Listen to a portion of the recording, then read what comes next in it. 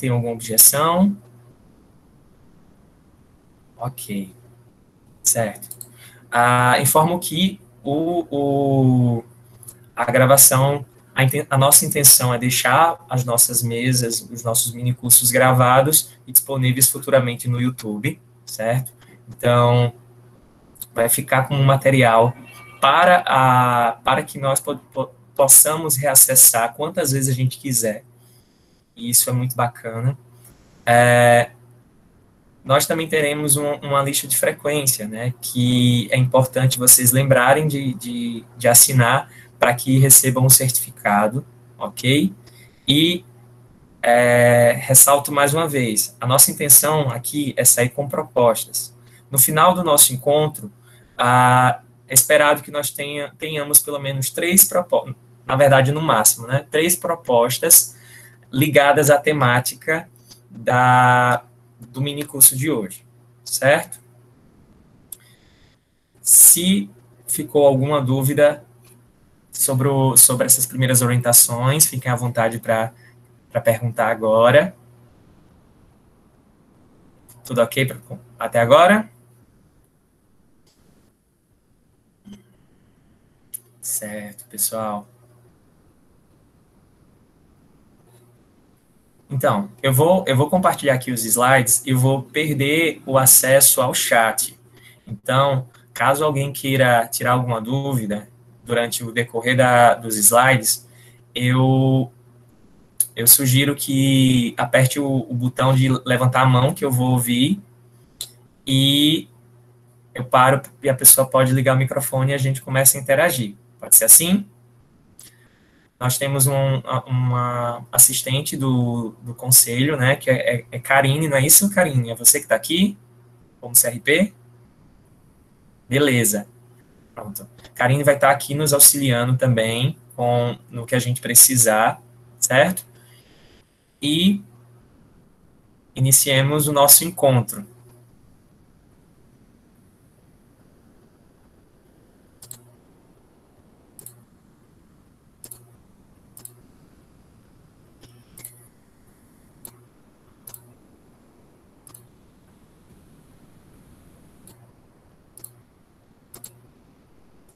Então, vamos lá, pessoal. O nosso encontro hoje, ele traz a temática de saúde mental e atenção psicossocial nos contextos de migrações e refúgios, certo?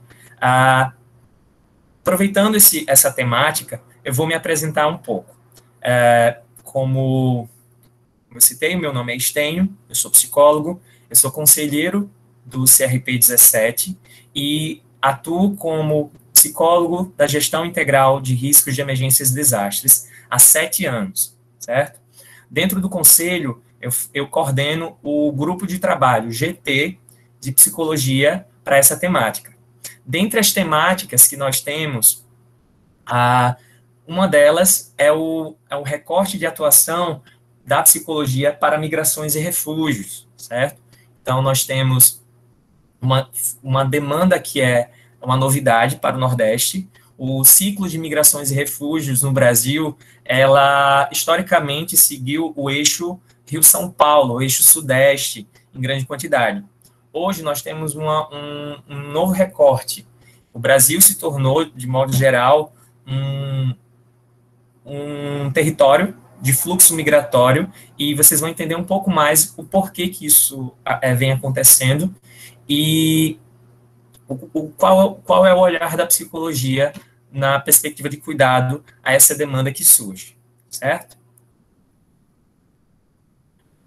E a gente vai focar bem mais nesse processo da migração no Brasil, mas a gente também vai discutir, e eu vou citar um pouco sobre como vem surgindo a migração no mundo já há algum tempo. Vamos lá. De modo geral, a migração faz parte da humanidade, né? A criação da contemporaneidade, né? Do processo que nós temos hoje, que nós consideramos contemporâneo, passou por vários processos de migração. O próprio Brasil, ele é fruto de várias migrações. O Sudeste, como eu citei, ele é muito demarcado pela migração japonesa, italiana, sírio-libanesa, que traz nas suas características até hoje uma influência no Sudeste. Nós no Nordeste também fomos colonizados, houveram algumas migrações devido a um processo de guerra. O próprio Rio Grande do Norte, Natal, foi a base estratégica para a Segunda Guerra, então nós recebemos pessoas de outros países.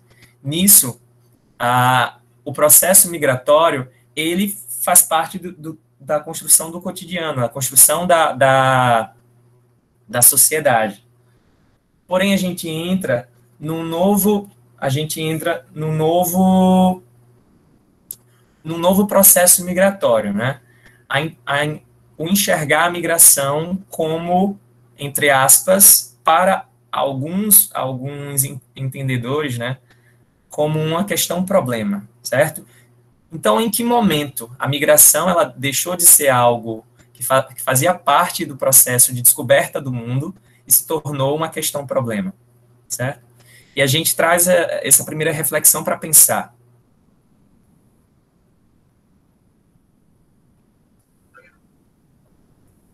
Pessoal, vocês estão conseguindo ver o slide grande na tela?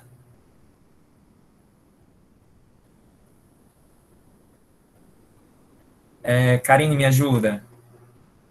Tá ok até agora? O slide tá ampliado? Não, Estênio, não está ampliado ainda. Curioso, para mim tá aparecendo como ele tivesse ampliado. Vê para te compartilhar de uma outra forma. Eu só não recordo agora os passos, mas é para a gente ver uma guia da tua tela e não a. Tá. É porque para mim tá como eu estivesse compartilhando uma guia, mas eu vou compartilhar a tela inteira, então. Tá certo. Deixa eu tentar de outra forma.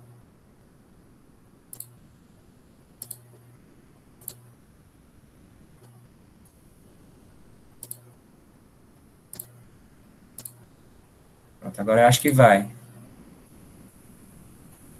E agora, Karine? Deu certo agora, Estênio. Tá ok, obrigado. Nada. Então, pessoal, eu trago aqui um primeiro recorte para a gente começar a pensar como a migração vem fazendo parte da nossa história. Dentro do Brasil, nós passamos por uma grande migração que tem também a ver com as situações de desastres no Brasil. Houve, durante décadas, várias migrações do Nordeste para o Sudeste, devido à escassez de recursos em algumas áreas do Nordeste, e que foi gerando a construção das grandes metrópoles, e também a população das grandes metrópoles, ela faz parte desse processo de migração do Nordeste, certo? E não só eu trago esse histórico do Sudeste, mas se a gente parar para pensar a história da nossa capital, de Natal, puxem da árvore genealógica de vocês. Muito provavelmente, os avós, ou talvez até os pais de vocês, não são de Natal. Provavelmente são do interior, que depois vieram morar em Natal. Isso tem a ver com esse processo migratório de busca por melhores condições, né? Então, dando um exemplo meu, os meus avós, uma é de São Rafael e outra a minha avó é de Mossoró. E se vocês começarem as pessoas mais ou menos da minha geração, que é em torno dos 30 anos de idade, se vocês puxarem a árvore genealógica dos avós, provavelmente, boa parte de vocês, o histórico é parecido. A tendência é que as pessoas que hoje têm em torno de 85 anos, elas não nasceram em Natal, boa parte delas. Elas nasceram no interior e depois vieram morar na capital, certo? Isso tem a ver com a migração que se tem na busca por recursos. E isso constrói o processo de migração no Brasil. Mas, pensando os primeiros grandes processos contemporâneos de migração no Brasil. O primeiro grande processo, e quando falo grande, numa perspectiva de milhares de pessoas de outro país migrarem para o Brasil devido a algum ocorrido. Em 2010, ocorreu um terremoto no Haiti, de uma escala, de grande escala, que gerou uma destruição em massa. Essa foto que vocês veem é do Palácio da Presidência, né, no Haiti. E é uma foto muito simbólica, que demonstra como o maior símbolo de poder do país foi destruído pelo evento natural, certo? E, devido a essa situação, começou-se um processo de migração em grande escala para o Brasil. Em 2010 até 2015, mais ou menos, o Brasil se tornou o país com o maior número de haitianos fora do Haiti, certo? Só existe 2 países com um número grande de haitianos, o próprio Haiti e o Brasil. E isso tem uma demarcação muito, muito interessante, muito pertinente para a gente começar a pensar o processo de fluxo migratório no Brasil. A maior concentração do público haitiano foi no eixo Sudeste e Sul, certo? Boa parte deles se concentram em São Paulo, Rio de Janeiro e no Paraná, certo? A gente tem uma outra realidade de 2018 para cá. Devido à crise político-econômica da Venezuela, ocorre um novo processo, um novo fluxo migratório no Brasil, que é no eixo norte e nordeste, certo? Boa parte dos venezuelanos que migram para o Brasil, eles são da região norte da Venezuela, e um dos principais distritos, né, é Delta Macuro. Delta Macuro é uma região pesqueira, uma região tropical, e caracterizada por habitações indígenas, né, tribos indígenas. Com isso, o público que migra dessa região para o Brasil busca características de território parecidas. Dessa forma, o público migrante, principalmente guaral, que é a etnia indígena, começou a buscar a região norte e nordeste. Na região norte, principalmente as cidades de Pacaraima, Boa Vista, Manaus, e começou-se um fluxo do norte do país tentar interiorizar essa migração, porque os municípios eles consideravam que estavam sobrecarregados devido ao fluxo gigantesco. Essa foto que vocês estão vendo, ela é real. As filas, a multidão de gente cruzando a fronteira é uma coisa gigante, assim, é uma coisa gigante, parece uma cena de filme, mas é a realidade que se tem hoje devido à crise no país.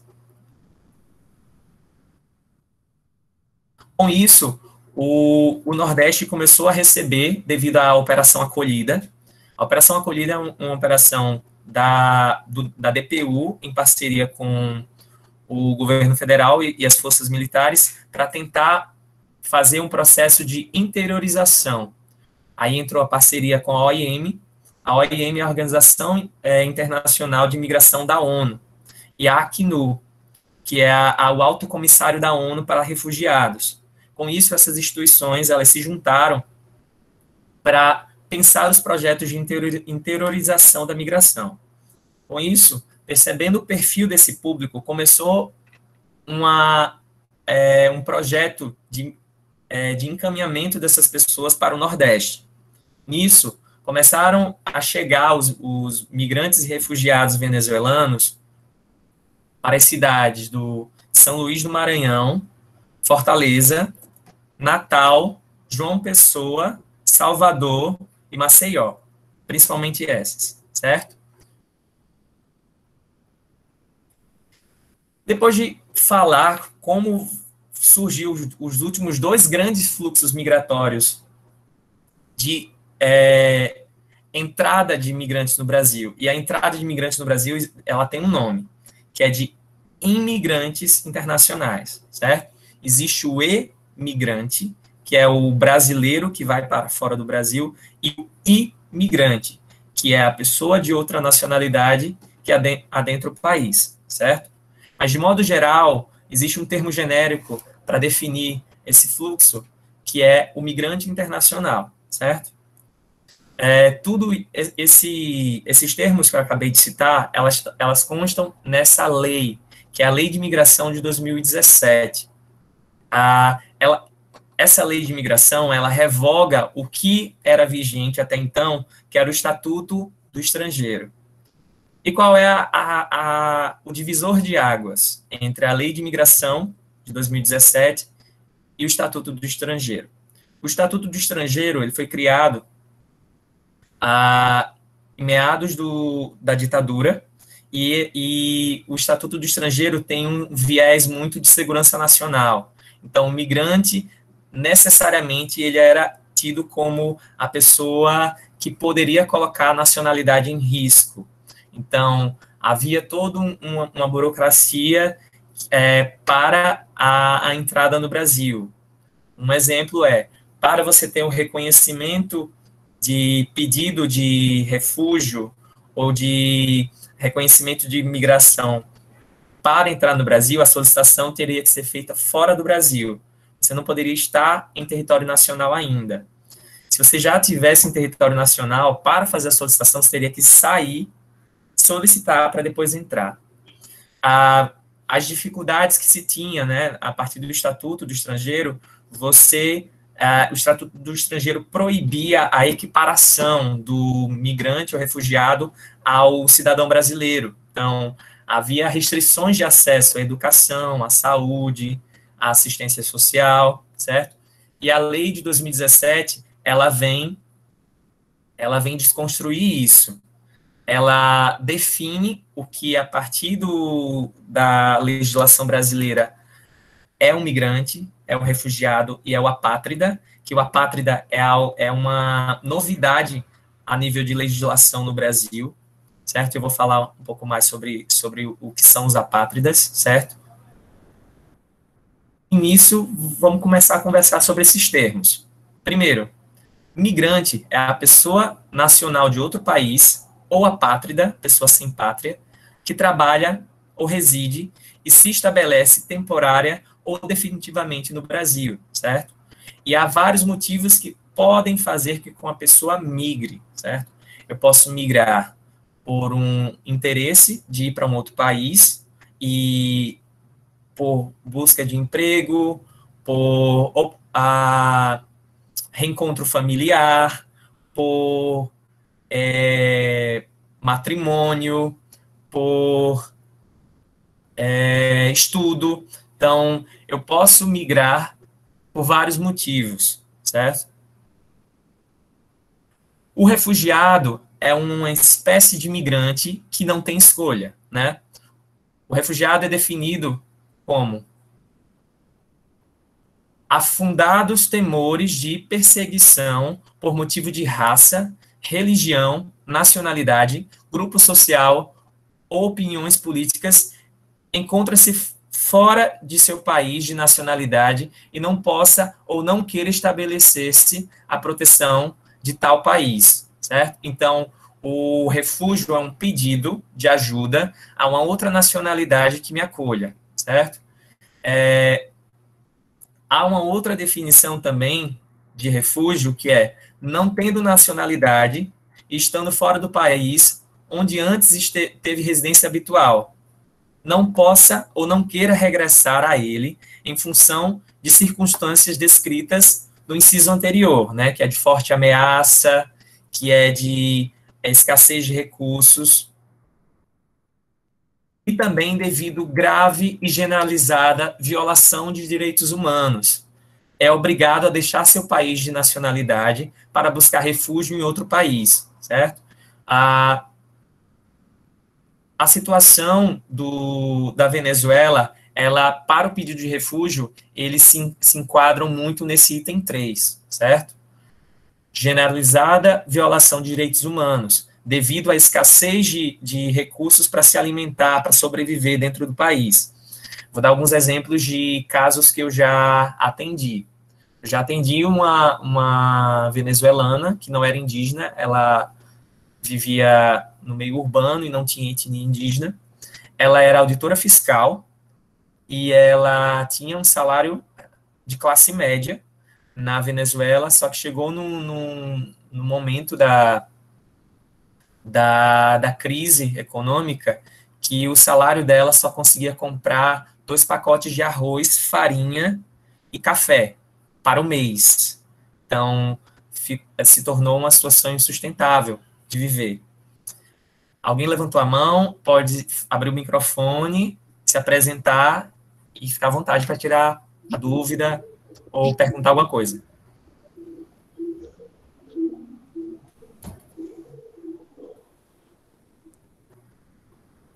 Estou te ouvindo. Alguém? Não? A pessoa desistiu. Tá, vamos voltando então. Então, mas Estênio, então quando é que eu sei que é uma solicitação por refúgio ou é uma situação por migração? A situação dos haitianos, devido a um desastre, uma catástrofe natural, que foi o caso dos terremotos, eles migraram devido à situação de desastre, certo? Então, devido à situação de desastre, houve um processo de migração. No caso dos refugiados, eles têm temor à vida deles devido a uma forte ameaça ou grave violação de direito generalizada, certo? Então, isso é o que define a diferença, mas é uma diferença muito tênue, é muito sucinta. Você precisa conhecer a história para entender qual é a solicitação documental que vai ser feita. E os apátridas, né? Os apátridas são pessoas que uma pessoa que não seja considerada como nacional por nenhum estado, segundo sua legislação. Os apátridas, vou dar um exemplo de como é que surge uma pessoa que não é de nenhuma nacionalidade.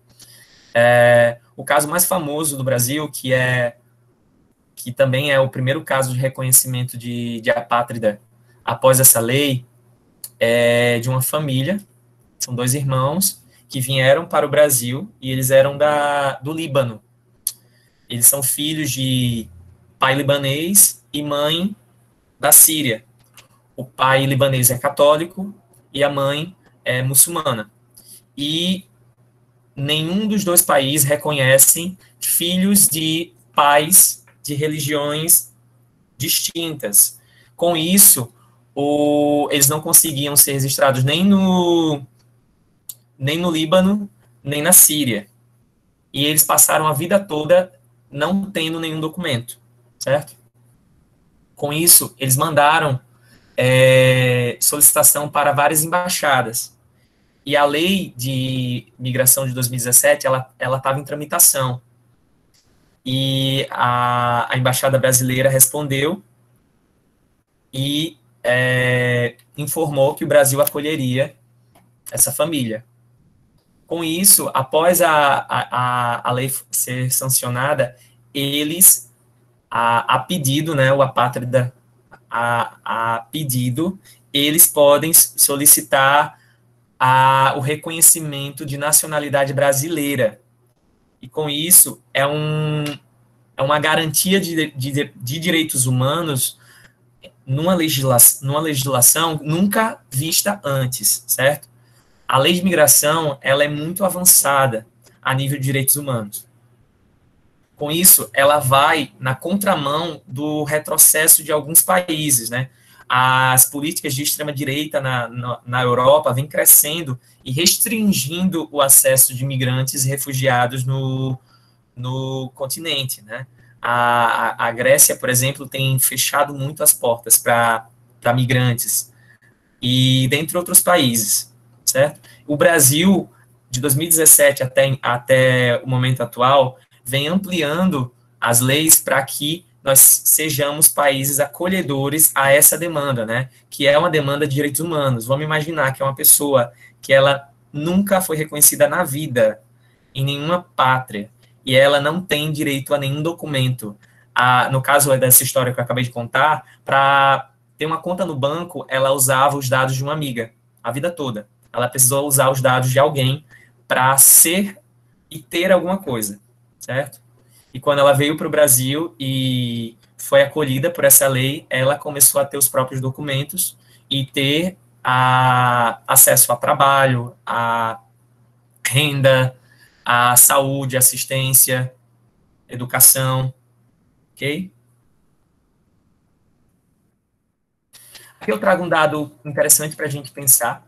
A partir de 2018, o número de venezuelanos superou o de haitianos, que era, desde então, o maior número de imigrantes internacionais que nós temos no Brasil, certo? Hoje, em primeiro lugar, está os venezuelanos, em segundo lugar, haitianos, terceiro lugar, colombianos, quarto lugar, bolivianos e uruguaios. E esse é um dado da OIM, certo? Que é a Organização Internacional de Migração da ONU. Mas Estênio, esses dados que você está trazendo, então, a partir dessa lei que ampliou a entrada de imigrantes, a acolhida humanitária, e também esse ranking que você coloca aí, esse gráfico, na verdade, que traz o número de migrantes que vêm para o Brasil, isso quer dizer que tem vindo muito? Não necessariamente. Eu vou trazer um outro gráfico para a gente comparar. Olha só. Esse gráfico, ele também é da OIM, que é a Organização Internacional de Migrações da ONU. O que está em azul escuro é a quantidade de brasileiros que saíram do Brasil em 2019. E o que está em azul claro é a quantidade de migrantes internacionais que entraram no Brasil, certo? Então, no caso no Brasil, os brasileiros que emigraram em 2019 foram ao menos o dobro do número de imigrantes internacionais que o Brasil recebeu, certo? E esse recorte, ele é muito interessante. Logo após as últimas eleições, né, para o executivo, as eleições presidenciais, o número de brasileiros que saíram do Brasil, ele cresceu consideravelmente. E esse dado, ele reflete isso, né? E o número de imigrantes não chega nem à metade do número de brasileiros que saiu do país. Ok? Aqui eu trago alguns exemplos de como funcionam as documentações para quem entra no Brasil. Essa folhinha, ela é bem simples, ela é o protocolo de refúgio, certo? Essa folhinha, ela é a documentação de um imigrante, certo? De um imigrante que entra no Brasil. Então, ela é uma folha, uma xerox, com uma foto 3x4, que muitas vezes é uma impressão, ela não é nem uma foto de fato, é uma impressão. Então, em alguns serviços públicos podem estranhar esse documento por nunca ter recebido antes, mas ele é válido, ele não é uma xerox, mesmo que ele pareça. Então, ele tem uma numeração, ele tem um prazo de validade. Assim que eles passam da fronteira em Pacaraima, estou dando um exemplo aqui dos venezuelanos, mas também poderia ter sido os haitianos. Assim que eles passam pela fronteira, eles recebem esse documento, que é uma solicitação de refúgio, né? Então, eles recebem o protocolo de refúgio, que é esse documento que tem validade de 1 ano, certo? Durante 1 ano, esse é o RG, o equivalente ao RG deles. Com esse documento, eles conseguem tirar CPF, cartão SUS, abrir conta no banco, se matricular na escola, dentre outras coisas. Ah, mas Estênio, esse documento ele venceu, passou do prazo, ele durava de 4 de outubro de 2019 até 4 de outubro de 2020. E eu estou atendendo ele em 2021, ele já está vencido desde o ano passado. Não é parâmetro para que ele deixe de ser atendido. Até porque existe um processo de renovação que, infelizmente, demora. E também as políticas públicas, principalmente a de saúde, não há indigência perante ao SUS. Pelo menos é o que prevê a lei. Então, não há indigência perante ao SUS. E, normalmente, quem já tem esse documento, ele já é encaminhado para fazer o CPF. Então, o CPF dele não tem prazo de validade e ele pode utilizar o CPF normalmente. Ok? E como é que funciona essa solicitação de refúgio? Existe o CONARE. O CONARE é o Comitê Nacional para Refugiados, que ele é composto pela Polícia Federal, que é o órgão que faz todo o processo documental inicial, que é a emissão desse protocolo, o reconhecimento desse migrante na fronteira, Ministério da Educação, Ministério da Economia, Ministério da Saúde, Ministério das Relações Exteriores, representantes da sociedade civil, que pode ser os próprios migrantes, e a Acnu, que é o Alto Comissário da ONU para Refugiados. A Acnu, ela entra como convidado, ela não tem direito a voto, mas pela relevância que a Acnu tem de trabalho diretamente com essa temática, ela é muito importante estar nesse comitê. O CONARE é quem vai aprovar, é um colegiado que vai aprovar essa solicitação de refúgio. Por isso que demora um tempo, porque toda solicitação de refúgio no Brasil ela vai passar por plenária do CONARE. Então, tem uma inscrição no CIS-CONARE, que é online, são 16 abas. Aí imagine, pessoal, como é complexo. Você, migrante indígena que chegou em Natal, que não tem acesso a computador, seu protocolo está vencido, protocolo que você fez lá na fronteira com Pacaraima, aí você chega e precisa renovar, porque você não consegue abrir uma conta no banco. Aí você chega na Polícia Federal e eles dizem, vá no Lan House. Aí a pessoa migrante não vai, a pessoa que não tem renda, que está em mendicância no sinal. Então, a gente começa a ver os entraves do processo de renovação do protocolo. Com isso, as políticas públicas começaram a se movimentar para acolher essa lacuna que nacionalmente existia, né? O fluxo para o Nordeste era uma novidade. Então, diferente de São Paulo, que tem uma política pública só para migrantes e refugiados, nós do Nordeste começamos a fazer os nossos parâmetros agora.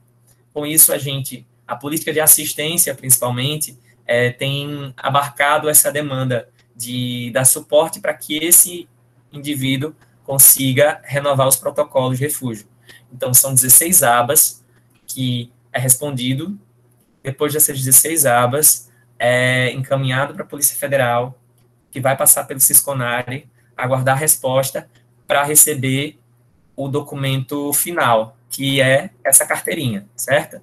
Que ela pode ser de residente ou provisória, certo? Então, ambas têm prazo de validade. Mas essa carteira, que ela é a Carteira de Registro Nacional Migratório, ela é o reconhecimento de imigração ou de refúgio do solicitante, certo? Nela você ganha uma nova numeração, que dessa vez não são só números, ela é letra e número, é um código, e ela também traz filiação, todos os dados e uma foto.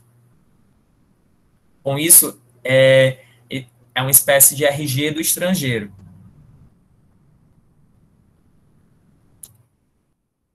Depois de falar das documentações, que eu acho pertinente para a gente começar a entender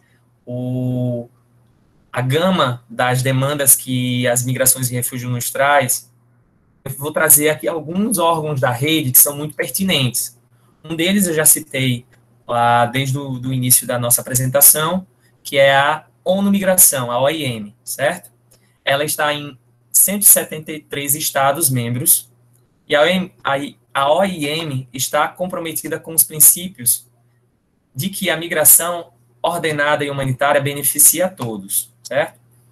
A OIM atua através de parcerias para enfrentar os crescentes desafios operacionais da gestão migratória, avançar na compreensão das questões relacionadas à migração, fomentar o desenvolvimento social e economia por meio da migração, proteger a dignidade humana e o bem-estar dos migrantes. Aqui são alguns eixos que a OIM trabalha: proteção e assistência aos migrantes, migração e gestão de fronteiras. Então, vamos lá, sobre esses dois primeiros temas.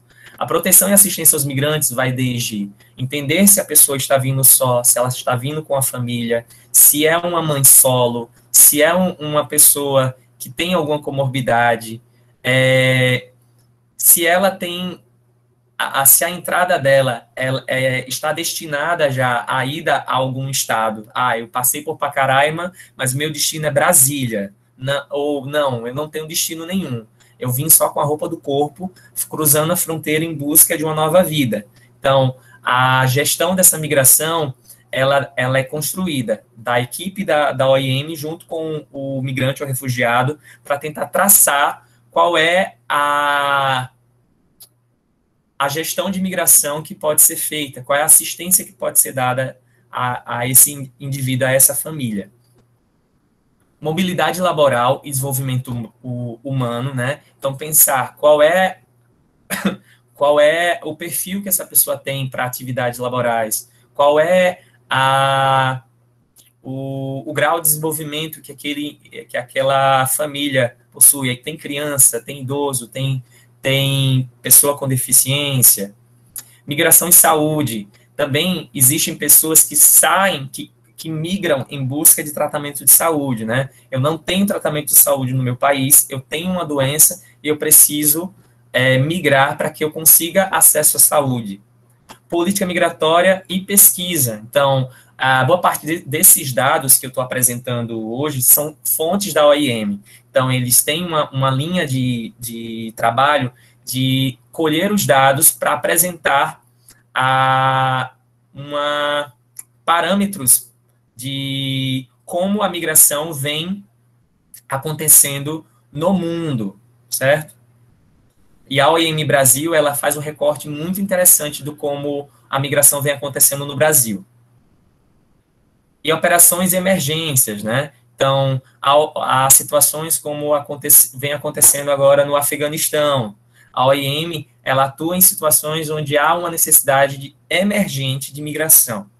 Há uma situação que é humanitária. Ela precisa acontecer de forma o mais imediata possível.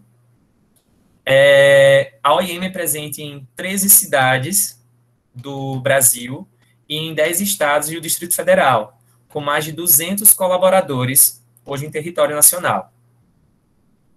Aqui no mapa vocês conseguem ver onde eles estão localizados. Aqui eu trago um outro dado muito importante também. Até maio de 2021, 52.963 pessoas venezuelanas foram interiorizadas voluntariamente para mais de 699 municípios em todo o Brasil pela Operação Acolhida, com apoio da OIM. Então, vocês veem que o Roraima está laranja porque ele é o maior fluxo. Para vocês terem ideia, a cidade de Boa Vista chegou a um período do ano que cerca de 25% da população da cidade já era de venezuelanos. Então, era uma quantidade bem considerável de pessoas na cidade vindas de outro país. Com isso, o Estado, ele decretou uma situação de emergência devido a não conseguir, enquanto políticas públicas, atender ao tamanho, à quantidade de pessoas em situação de migrações e refúgio, e precisou de suporte internacional, da OIM, e também do Polícia Federal e da DPU, que é a Defensoria Pública da União, para pensar os projetos de interiorização. Com isso, começou o processo que eu citei no início do nosso encontro. a fazer a migração pelo Brasil, certo?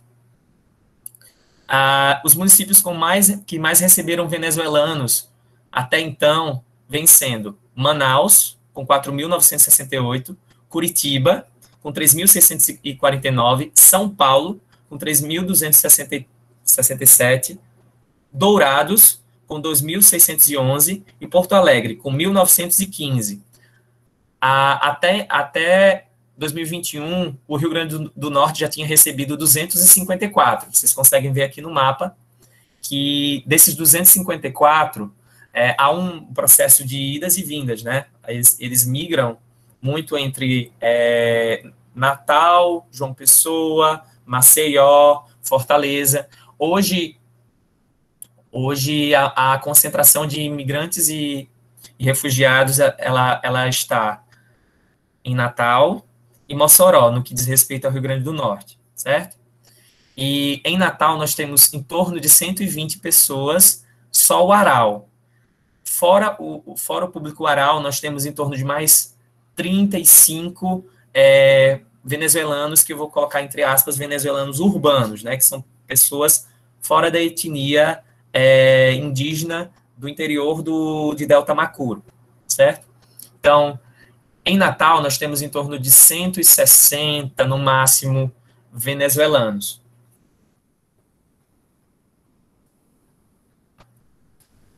Agora eu vou falar da Acnur, que é o Alto Comissariado da ONU para os Refugiados. A Acnur protege e oferece assistência a pessoas refugiadas, deslocadas e apátridas em todo o mundo. Atua apoiando governos nas políticas de proteção às pessoas refugiadas e na criação de soluções duradouras para os desafios de integração desse público aos destinos em que se estabelecem. Então, o Acnur, ele funciona similar ao OIM, só que, devido à situação de refúgio, a gente percebe que não há uma perspectiva de retorno. Na migração, muito provavelmente também não há, mas para os refugiados, há um determinante, né? Há uma situação de violação que fez com que a pessoa tivesse temor por sua vida. Nisso, é importante pensar estratégias que estabeleçam uma lógica duradoura para o local de acolhida. Aqui eu trago alguns aspectos importantes para as políticas públicas e esse recorte aqui do SUAS para a gente começar a pensar. Primeiro, as políticas públicas, elas precisam ter universalidade. O acesso a serviços ao migrante e ao refugiado tem que ser equiparado ao do cidadão brasileiro, certo? Então, há uma universalidade desse acesso já, baseado na lei, a lei de migração de 2017. Então, mas Estênio, então o migrante ou refugiado, ele tem direito a receber o Bolsa Família? Sim, ele tem acesso ao Bolsa Família. Ele tem o idoso, migrante, ele tem acesso à gratuidade? Sim. Ele tem direito a procedimentos complexos da saúde, como cirurgia, internação? Sim. Então, tudo que houver de políticas públicas para o cidadão brasileiro, ele consegue se equiparar pela lei de migração para que o migrante ou refugiado também tenha acesso, certo? E também a equidade nisso. A gente percebe que para os migrantes Uaral, vamos imaginar que existe um recorte de povos tradicionais indígenas, existe a condição de refugiado, né, de chegada em um novo território de maneira forçada.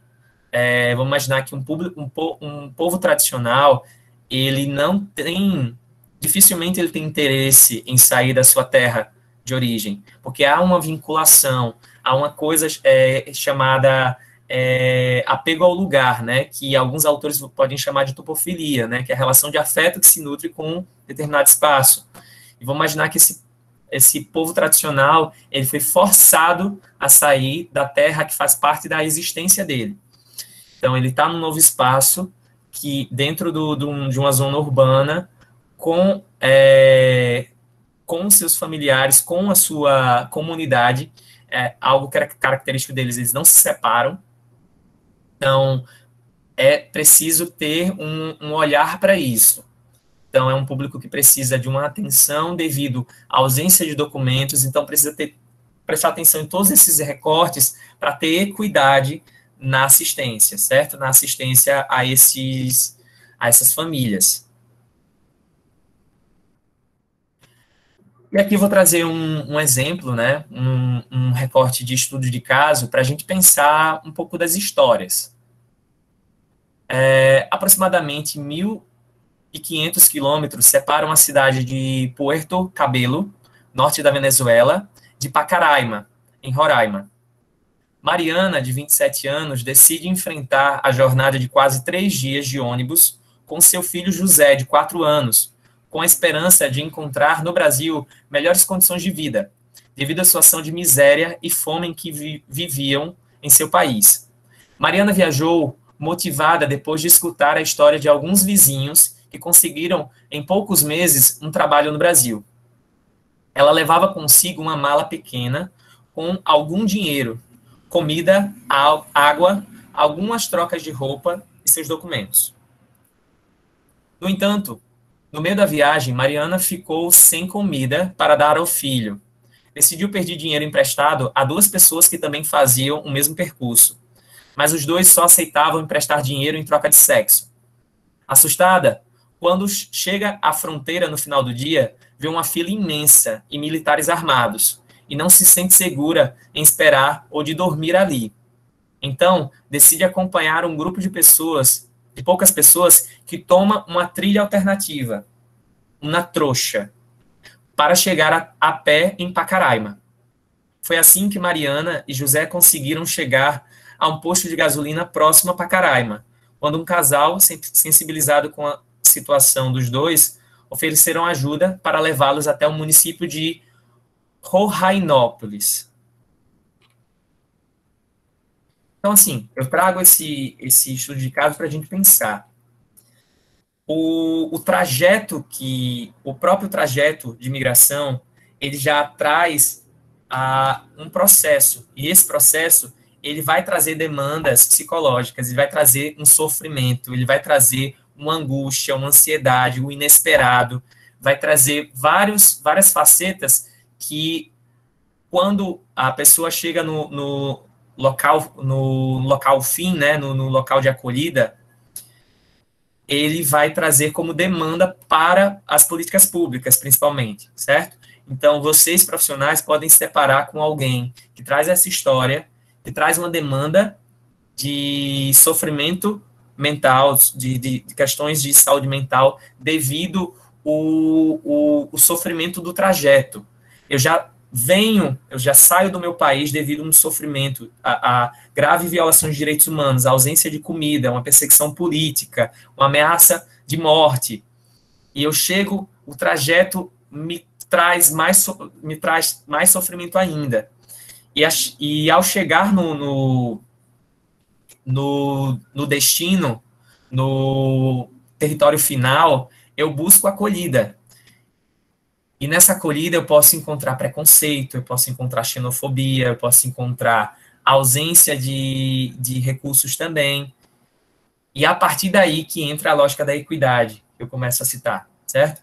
A gente precisa ter equidade nesse processo, a gente precisa entender que esse sujeito, assim como qualquer outro indivíduo que a gente atende na clínica, na escola, no CRAS, no CREAS, no CAPS, no hospital, ele traz uma história, e a demanda dele é vinculada a um contexto, certo?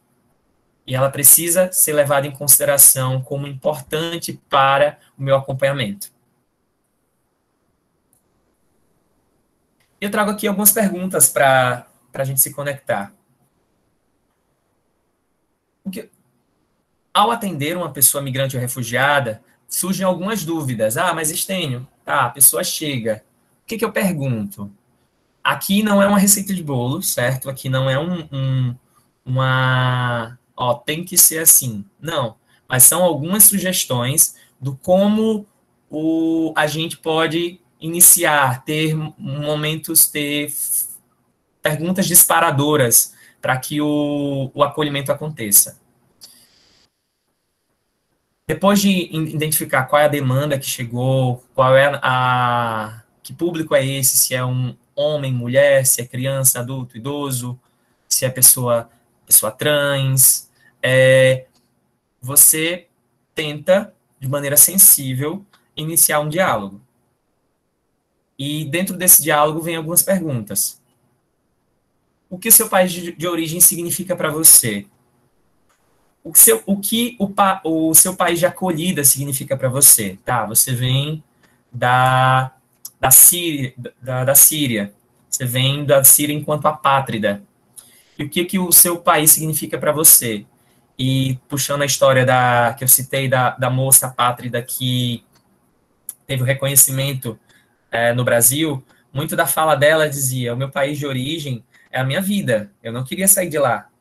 Eu queria ter tudo que eu tenho aqui no Brasil, eu queria ter lá, mas como eu não tenho lá, eu vim buscar aqui no Brasil. Mas o que o meu país de origem significa para mim, significa tudo. Significa as minhas raízes, significa a minha história, significa a minha cultura, os meus amigos, os meus vínculos. E o meu país de acolhida significa o local aonde eu sou reconhecido enquanto pessoa, enquanto sujeito.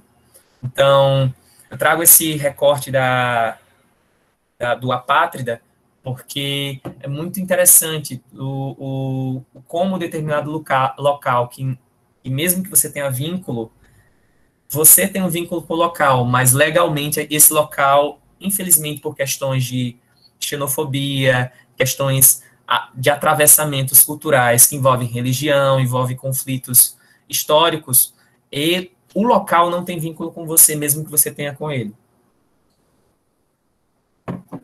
Qual foi o motivo da migração, né?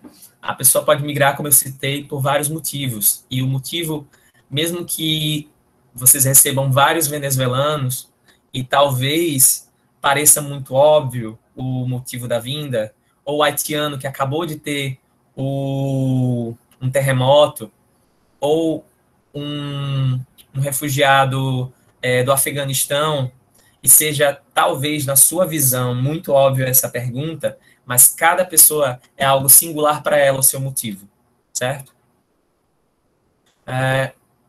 Qual era o contexto de vida familiar neste momento da migração?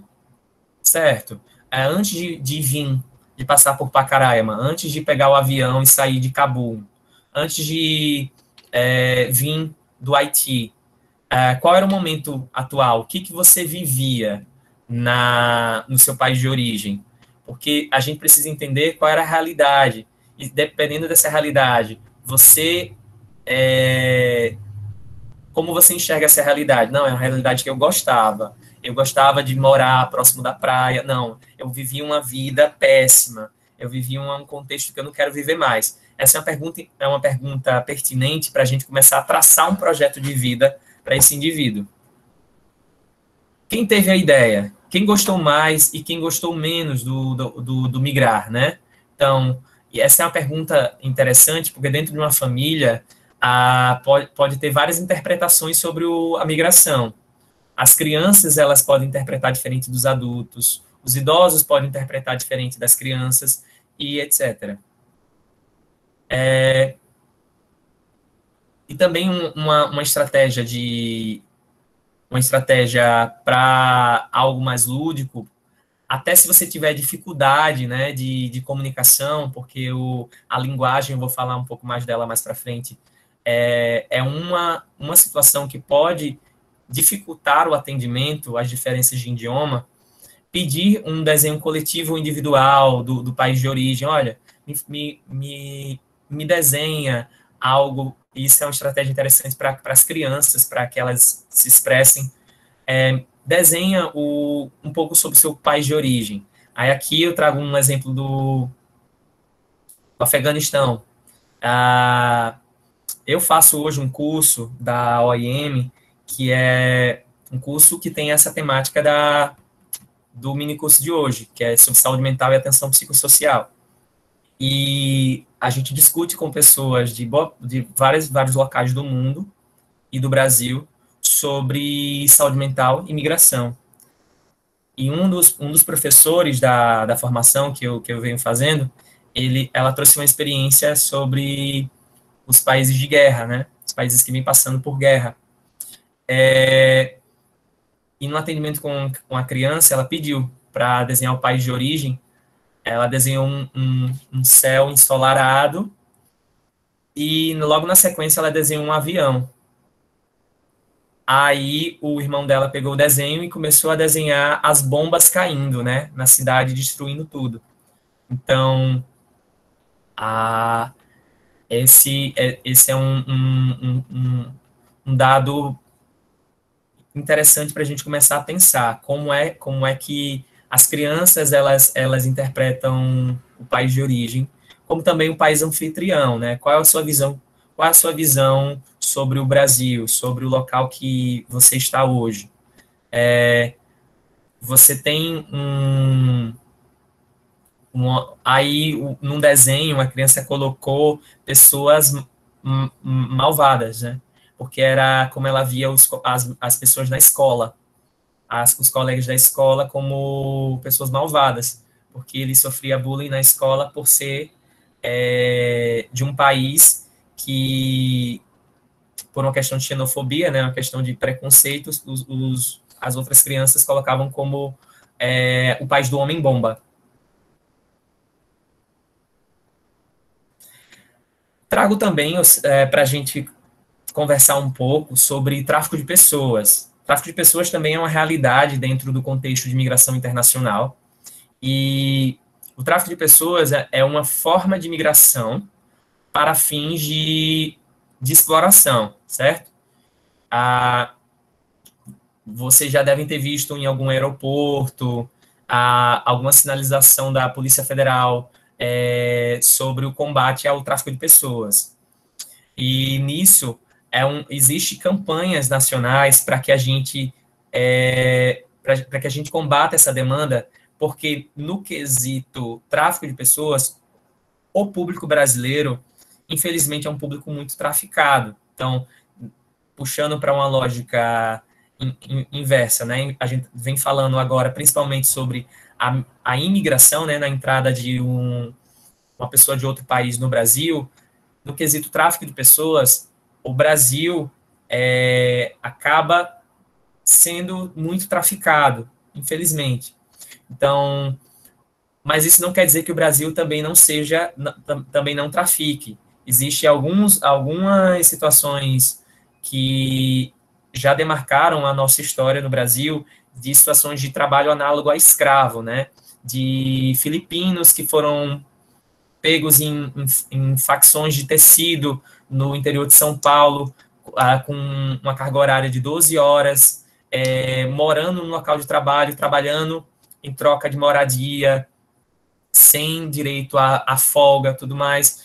Então, isso são uma das formas de trabalho análogo a escravo que tem a ver com esse tráfico de pessoas.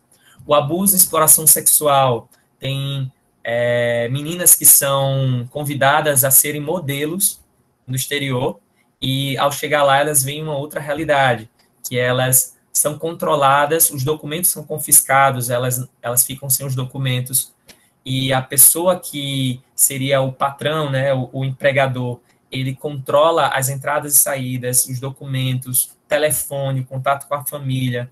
Então, as características do tráfico de pessoas, partes são essas que eu citei. O comércio de crianças para adoção ilegal. Eu já me deparei com uma demanda no trabalho, né, de uma situação de uma mãe que ela tentava vender o seu filho, né? Ela tentava comercializar o filho. E isso é uma das formas de tráfico de pessoas, né? E também o tráfico para a venda de órgãos, né? Para o continente africano, alguns países africanos, existe um mercado clandestino de órgãos, que o Brasil também é rota de fornecimento de órgãos de forma clandestina, certo?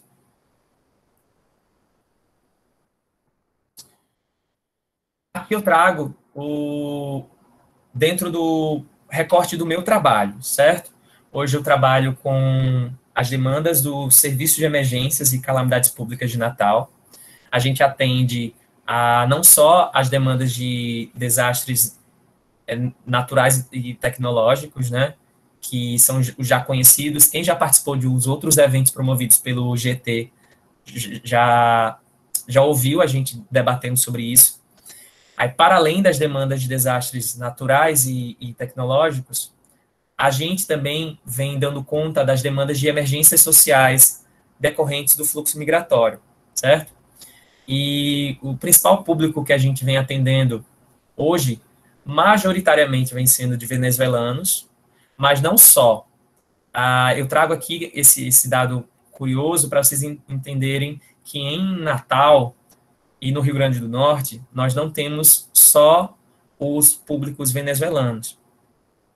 Nós também temos cubanos, nigerianos, haitianos, egípcios, sírio-libaneses, russos, dentre outros. Eu já atendi uma senhora que ela é de Níger, que é um país africano, que já atendi uma pessoa que é de Burkina Faso, já, deixa eu ver se tem um outro país assim que não é tão conhecido.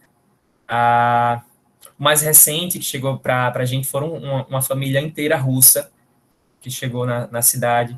Então, eu trago aqui alguns recortes para vocês entenderem as demandas que vêm chegando e também para gerar uma curiosidade.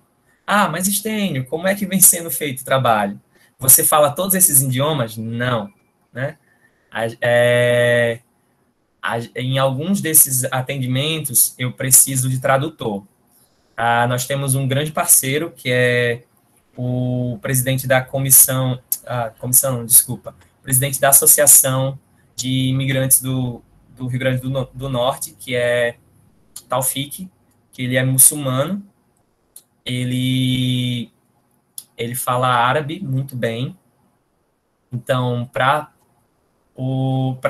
atender os egípcios, sírios, libaneses, que não falam português ou falam pouquíssimo português, ele normalmente vai comigo e a gente faz o atendimento, ele é o meu tradutor. Nas demandas de russo, também, ele também fala russo, então ele também costuma nos ajudar. O espanhol, a gente tem percebido que, até pela proximidade da raiz latina, né, do idioma, a gente tem conseguido atender sem tanta... assim, a gente tem uma dificuldade, mas não tão grande como os outros idiomas. Mas em casos de necessidade de fazer um grande mutirão, ou um atendimento em grupo, ou fazer uma orientação muito complexa, que não pode escapar nenhum entendimento ambíguo, ou ter algum falso cognato, nós temos a parceria com o curso de espanhol, da UFRN, e do IFRN. Então, a gente já fez ação de saúde no abrigo, né, onde os refugiados venezuelanos estão, que a gente contou com tradutores. Cada guichê tinha um tradutor do curso de idiomas do IFRN. E nas demandas, só chegou nas demandas de haitianos ou o de Burkina Faso, eu consegui atender, porque eu também falo francês. Então, as demandas que ainda vêm de algum país francófono, eu consigo atender em francês ou em português mesmo, dependendo do grau do quanto a pessoa conhece da língua portuguesa já. E aqui eu trago os principais desafios de acesso aos serviços.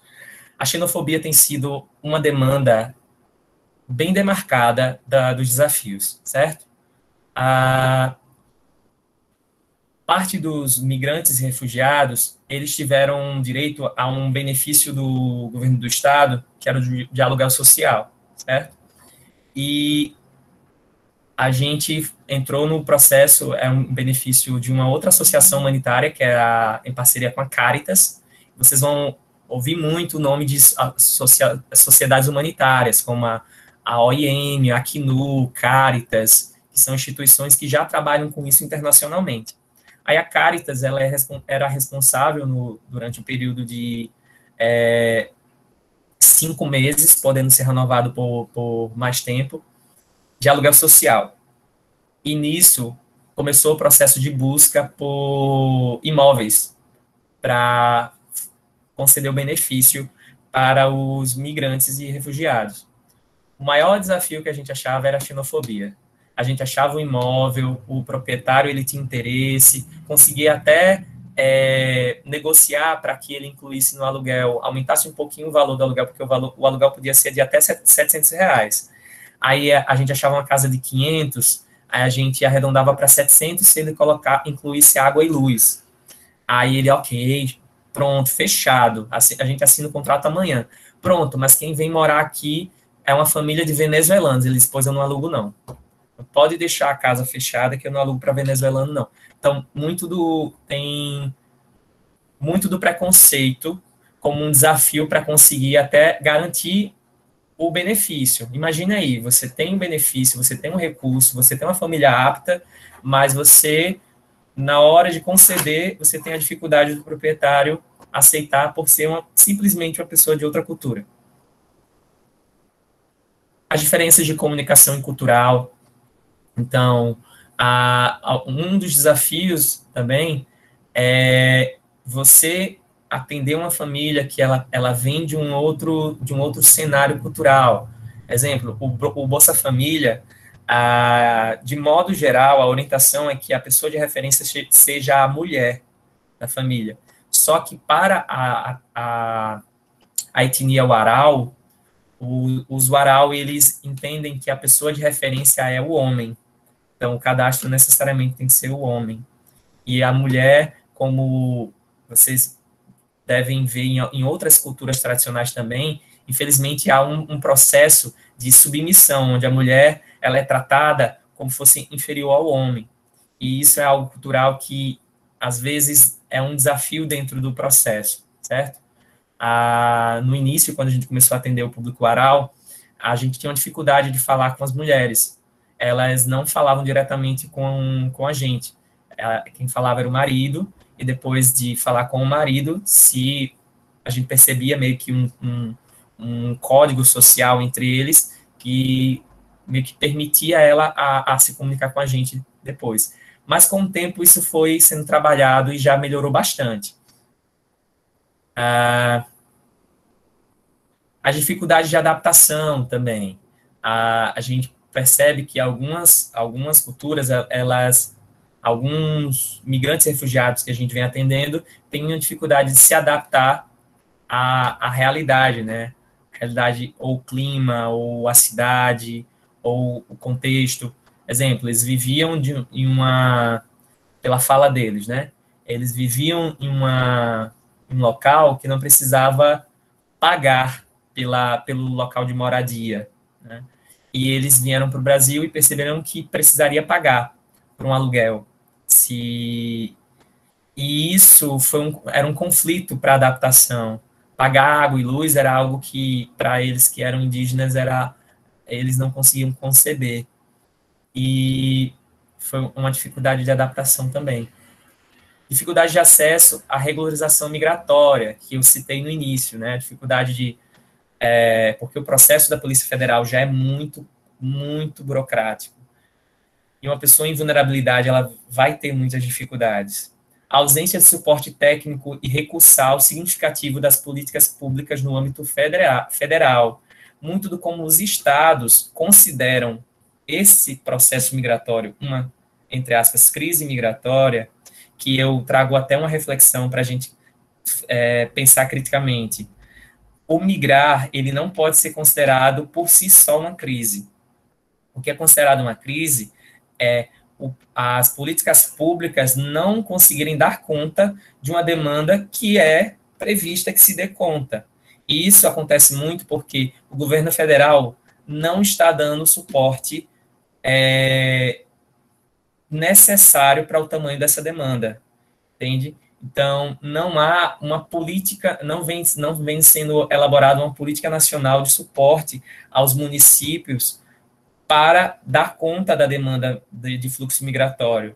Então, no SUS não tem nada específico sobre migrações e refúgios.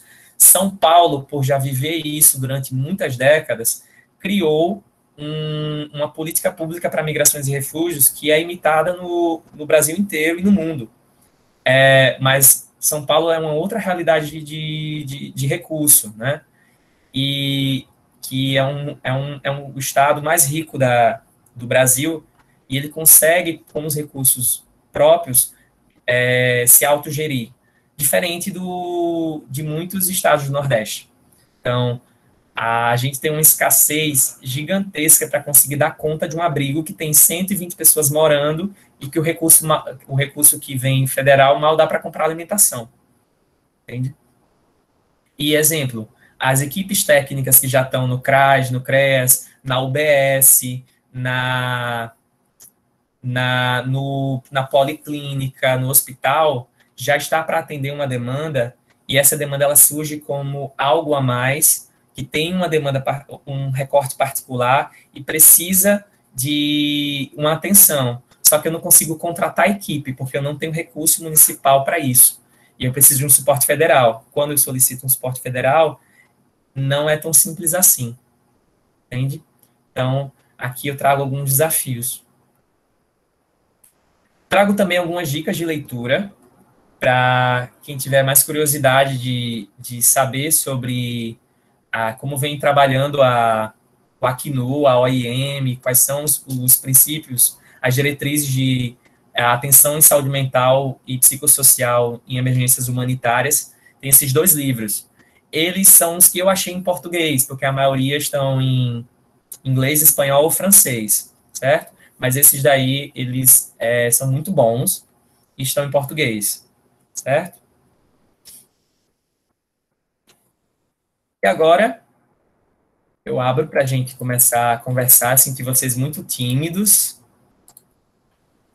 até o momento. Vocês estão bem tímidos.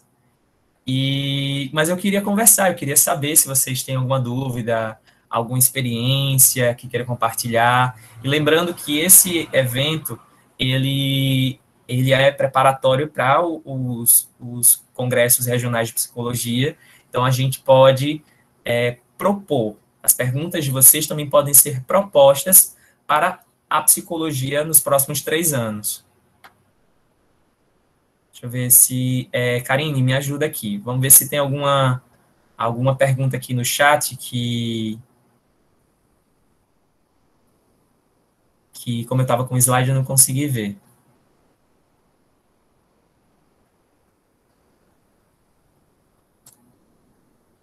Então, pessoal, fiquem à vontade para fazer perguntas, tirar dúvidas. Se alguém tem mais alguma curiosidade sobre o meu trabalho...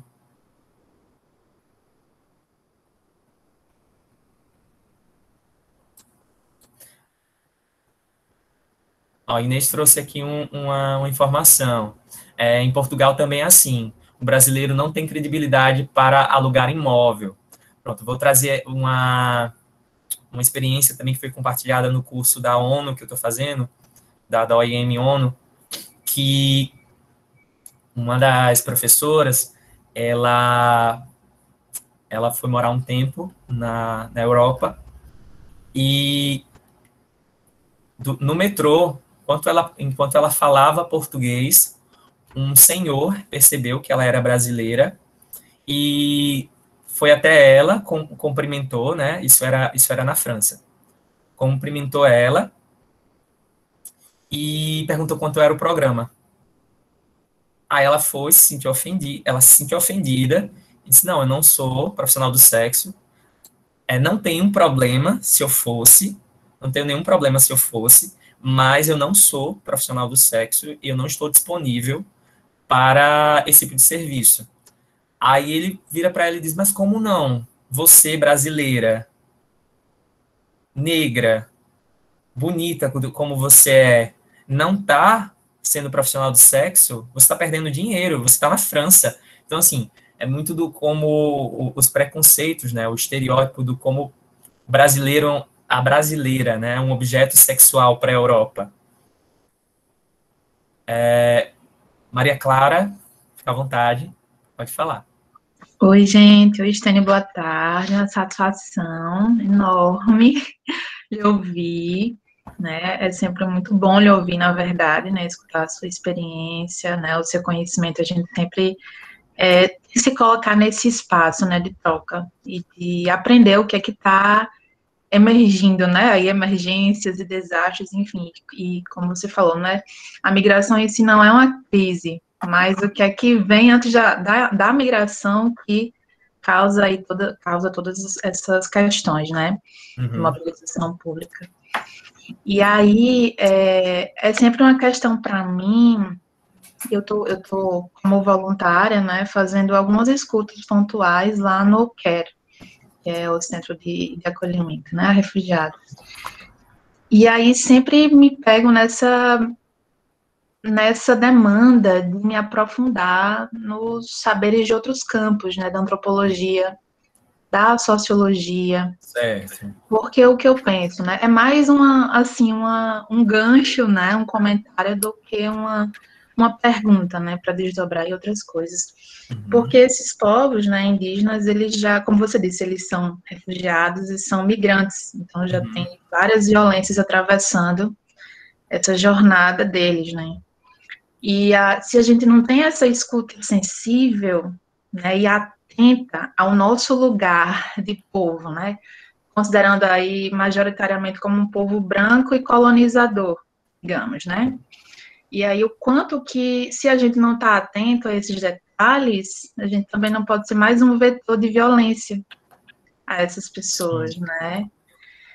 E aí, o quanto a gente também precisa convocar os demais e as demais profissionais da saúde a estarem atentos a esses detalhes, né? De como a gente aborda, de como Sim. a gente escuta, o que é que a gente escuta, o que é que Uhum. essas pessoas estão falando. E aí é um desafio para mim, né, estar nessa posição, porque eu preciso estar me pondo em xeque a todo momento. Né? Como a minha escuta está escutando. Uhum. Né? E é um desafio gigantesco, assim. Sim. E a gente sempre fica, enquanto pesquisador, enquanto profissional, naquela Uhum. posição ética mesmo, de estar implicado, mas Uhum. também para poder sustentar esse lugar de escuta, não cair na hiperimplicação, porque talvez a gente não sustente esse sofrimento, né? Que é tão absurdo. Enfim, eu fico às voltas dessas questões, né? De me apropriar desses conhecimentos que não dizem só da psicologia, da psicanálise, enfim, Uhum. para que a gente faça uma psicologia responsável mesmo, né? Que a gente não deixe os nossos referenciais aí, né, de realidade, de cultura, irem à frente dessa Uhum. escuta, né, legítima, autêntica. E aí é isso. Queria compartilhar essa inquietação, né? Mas também acredito que seja um ponto essencial para que a gente possa fazer um trabalho responsável, né? Certo. Pronto. Maria Clara, obrigado pela colaboração. Uma coisa que eu trago para a gente pensar essa demanda. Primeiro que ela é necessariamente interdisciplinar, né? A psicologia, ela tem um olhar, mas existe aí a antropologia. Eu acho que nas demandas de trabalho com emergências e desastres até hoje, sempre tem, dependendo da demanda, uma outra profissão que chega mais próximo, né? Quando é um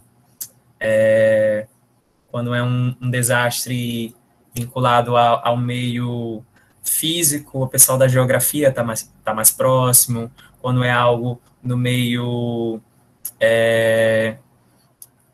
vinculado a incêndio, os bombeiros estão mais próximos, etc. Nessa demanda, a antropologia vem sendo uma das profissões que estão mais próximas do meu cotidiano. E eu tenho aprendido muito nesse processo, né, de troca com a antropologia, né?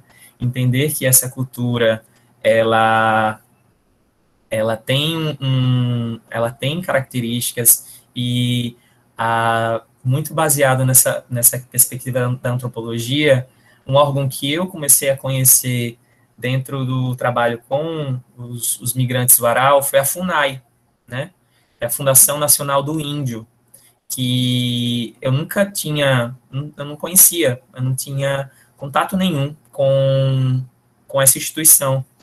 E com a vinda em quantidade considerável de imigrantes indígenas Warau para Natal, a gente começou a se articular com a FUNAI e entender quais são os direitos indígenas.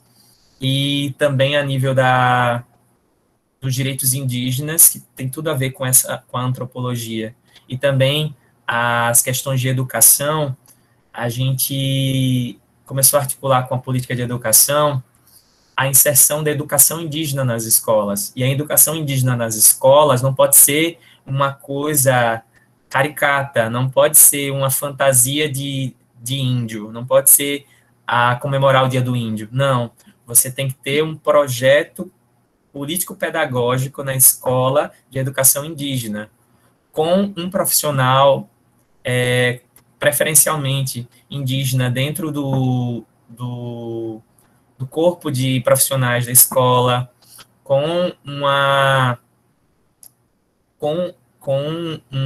um currículo escolar que preveja a educação indígena, né, a preservação da cultura tradicional, e isso é uma realidade que as políticas de educação no Rio Grande do Norte não vinham trabalhando tanto. Na verdade, pouco se trabalhava. E com a chegada desse público, veio trazer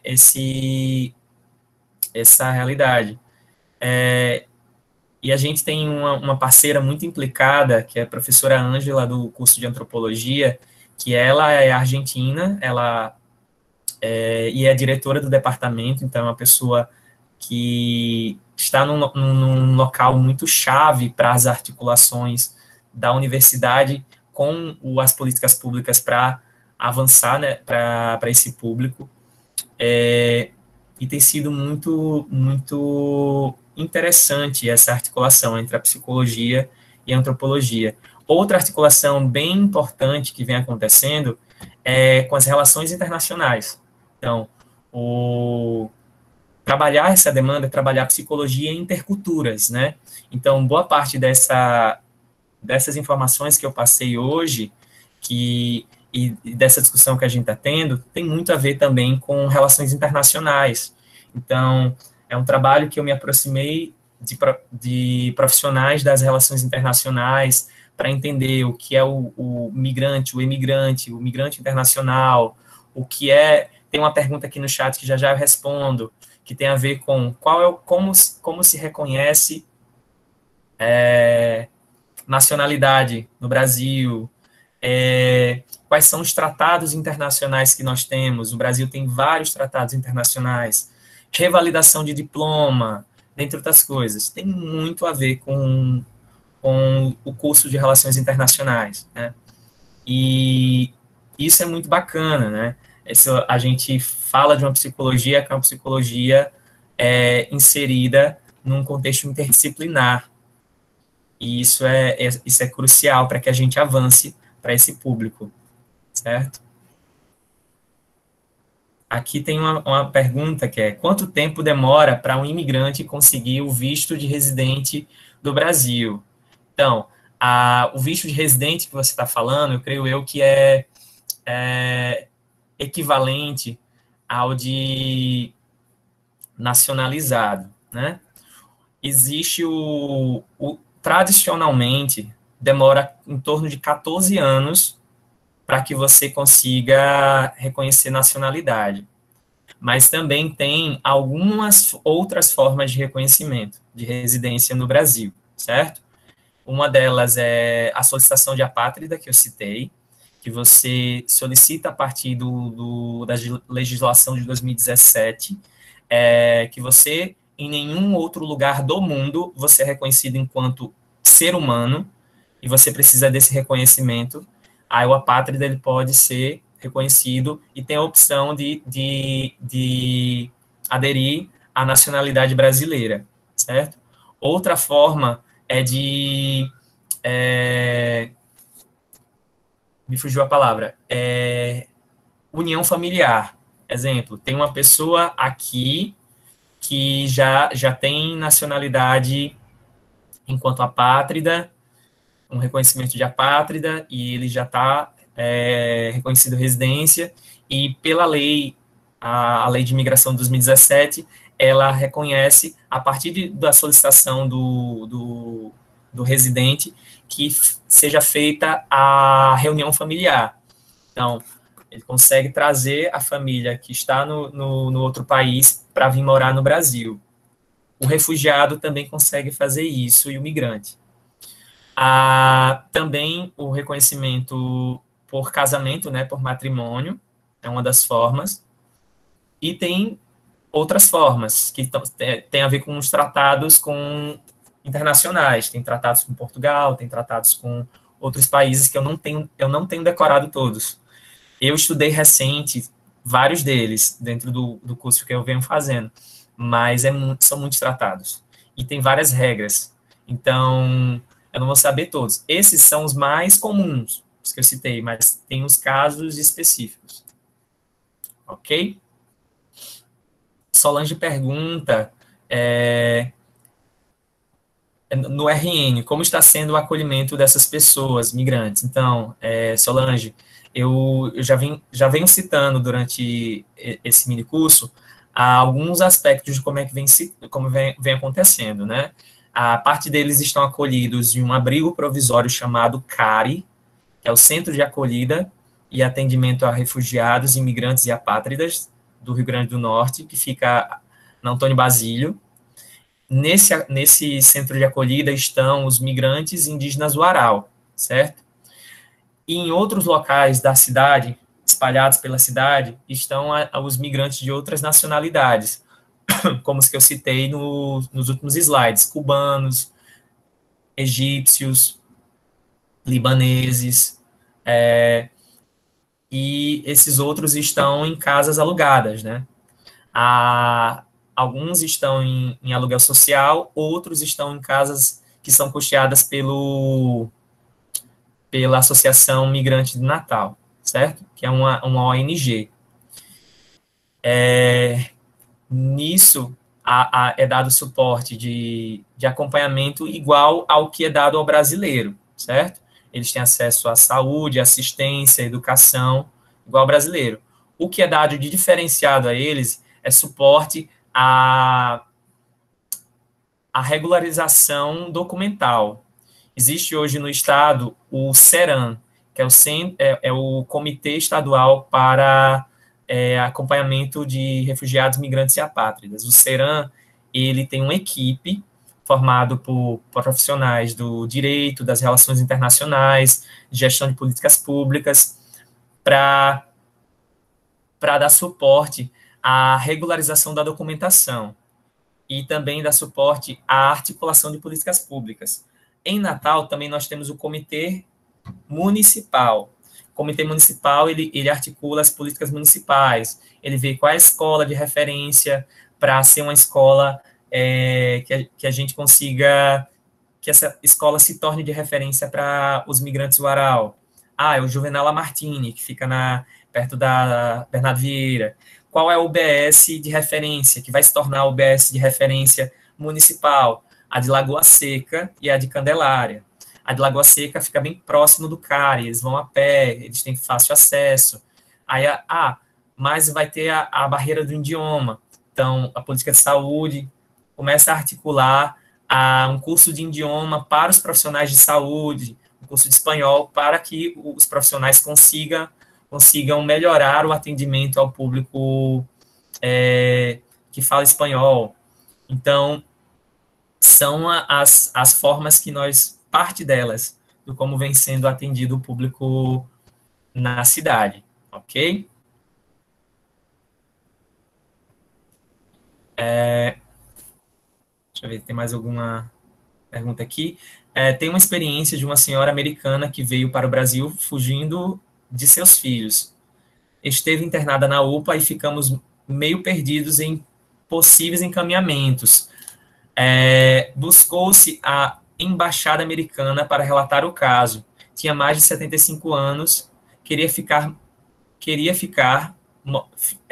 moradia aqui em Natal. Pronto. Uma coisa que Solange fala aqui, que é algo muito interessante. Quando chega essa demanda, a gente fica um pouco perdido. A gente não sabe muito bem para onde ir, o que fazer. E isso é comum, porque era algo que não se tinha com frequência no nosso território, né? No Rio Grande do Norte é uma novidade. Com isso, a gente começou e a gente ainda está muito no início, a gente está avançando nesse sentido. Hoje, o CERAM e o Comitê Municipal para Refugiados são duas instâncias que podem ser consultadas para que vocês busquem suporte nesses momentos, certo? Você trabalha numa UPA de Natal? Se sim, existe pessoas de referência da saúde que fazem parte do Comitê Municipal que participam de discussões que podem te auxiliar, certo? A Polícia Federal, ela é um parceiro, a DPU é um parceiro importante para tentar entender como auxiliar essa americana que quer ficar no Brasil. Ela quer voltar, ela veio para cá a turismo, ela veio para cá passar um período enquanto migrante, mas ela precisa voltar e por algum motivo ela não consegue mais sair do Brasil. As embaixadas, elas são importantes para tentar articular esse retorno, mas no quesito de querer ficar aqui no Brasil, a DPU, a Polícia Federal e os órgãos, né, os comitês têm sido importantes. Como funcionam as intervenções com crianças refugiadas? Essas mudanças são tão delicadas, foram dificuldades de adaptações e xenofobia e tudo mais. Pronto, tem sido algo muito, muito desafiador, mas muito interessante o trabalho com as crianças. O que acontece? As crianças que eu vou dar o exemplo, elas são especificamente as indígenas Warau, certo? E culturalmente, eles têm um zelo muito grande com as crianças, que nós, profissionais, somos tanto quanto intrusos. E o acesso às crianças, eles têm uma certa ressalva. Então, eu lembro de uma situação que eu estava no abrigo, a criança ia se machucar, aí eu tentei... Nós, brasileiros, temos uma tendência, alguém vai cair, a gente já tenta segurar. E a gente percebe que eles não gostam. Não, eles não gostam que toque nas crianças, eles não gostam que vá lá e levante... Não. Só quem tem acesso à criança é o pai. E isso é algo que a gente foi aprendendo. Outra coisa, as crianças têm, na visão deles, culturalmente, as crianças precisam aprender o Warau primeiro, e eles meio que dificultam que a criança aprenda o português, porque eles se sentem como... E eles têm eles têm uma vinculação muito forte que a criança, ela é a geração seguinte da história deles e precisa seguir em frente. As pessoas anciãs da tribo, eles já chegaram a solicitar para a gente, olha, a gente queria que fosse criado que vocês nos dessem um espaço para que a gente morasse, criassem a nossa escola Warau para ensinar as nossas crianças. Em outras palavras, eles queriam que fosse cedida uma terra para que eles construíssem vou chamar de aldeia, né? Porque, enquanto brasileiro, é a palavra que me vem, a aldeia, e que eles tivessem autonomia para criar a educação, para gerar a educação das crianças. Só que isso, para a atual realidade, para a estrutura de Natal, é inviável. Talvez na região metropolitana, e isso é dever do Estado viabilizar, seria possível, talvez, a médio e longo prazo. E um dos desafios tem sido esse, a questão as crianças têm que aprender primeiro um outro idioma, que é o aral, que é o deles. A gente achou que ia ter dificuldade nas matrículas, mas não, a gente, depois de construir um vínculo, a gente já está há 1 ano trabalhando com eles. Quando começou as matrículas, a adesão foi uma adesão muito boa, praticamente todas as crianças foram matriculadas, então o aprendizado do idioma vai acontecer via escola regular. Paralelo à escola regular, existe um parceiro, né, um argentino, que ele é voluntário, e ele se prontificou a criar uma mini escolinha dentro do próprio abrigo. E logo quando você entra no abrigo, a primeira sala é uma salinha para atividades de cultura oral.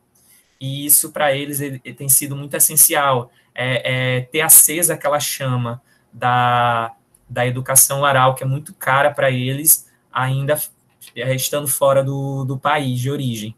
Então, esse parceiro e eles também se sentem familiarizados, porque é uma pessoa que fala espanhol muito bem, que, enfim, tem uma aproximação linguística maior, certo? Então, esses são alguns desafios que vêm acontecendo do trabalho com as crianças, mas a gente tem avançado, tá? A passos pequenos, mas o avanço vem surgindo. Geralmente vocês fazem as visitas ao campo ou os varal se deslocam até a secretaria. Acontecem as duas coisas, porque o abrigo ele fica a 800 metros da secretaria. Então, a gente vai muito ao abrigo, mas também eles vão muito à secretaria. Então, acontece da gente ir lá semanalmente e tentar ver as demandas, desde a estrutura do abrigo, a alimentação. Exemplo, uma demanda que é muito particular deles, a alimentação. Tem muitas comidas, eles acham a comida brasileira extremamente salgada.